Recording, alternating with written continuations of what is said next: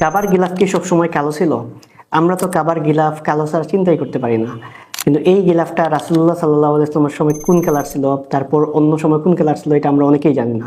আমাদের কাছে মনে হয় যে কাবার যে কালো গিলাফটা দেখি এটা সব সময় বুঝি কালোই ছিল। আসলে এটা এরকম ছিল না।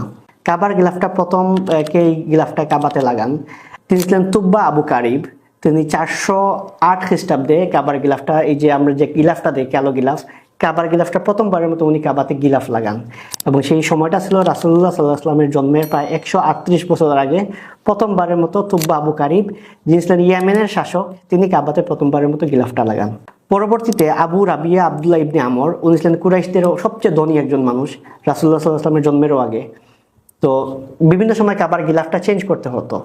তো তিনি কি করেন, তিনি এক বছর কাবার গিলাফ চেঞ্জ করতেন, অন্য বছর বাকি কুরাইশদের সবাই মিলে চেঞ্জ করতো। অর্থাৎ উনি এত সম্পদশালী ছিলেন, উনার নিজের টাকা দিয়ে একবার চেঞ্জ করা হতো, বাকি সবার টাকা দিয়ে বছরে আরেকবার, এক বছরে ওনার টাকা দিয়ে পরের বছর অন্যদের টাকা দিয়ে।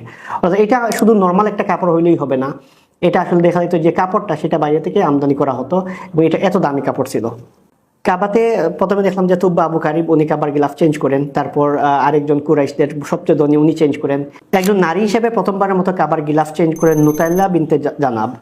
নুতাইলা বিনতে জানাব ছিলেন রাসূলুল্লাহ সাল্লাল্লাহু আলাইহি ওয়াসাল্লামের দাদা আব্দুল মুত্তালিব, উনার ওয়াইফ। তো আব্দুল মুত্তালিবের 6 জন ওয়াইফ ছিল, তার মধ্যে একজন ছিলেন নুতাইলা। তো ওনার ছেলে ছিল যে আব্বাস রাদিয়াল্লাহু আনহু, রাসূলুল্লাহ সাল্লাল্লাহু আলাইহি ওয়াসাল্লামের চাচা।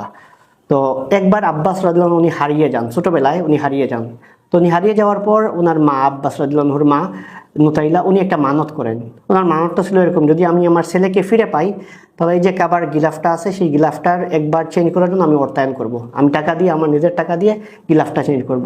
মানে আমরা আমাদের অনেক সময় অনেকেই মানত করে না, তো এই সময় উনি মানত করেন যে উনি কাবার গিলাফটা চেঞ্জ করবেন, এটার জন্য অর্থায়নটা করবেন।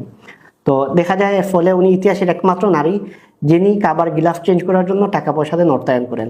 রাসূলুল্লাহ সাল্লাল্লাহু আলাইহি ওয়াসাল্লামের সময় মক্কা বিজয় হয় 630 খ্রিস্টাব্দে।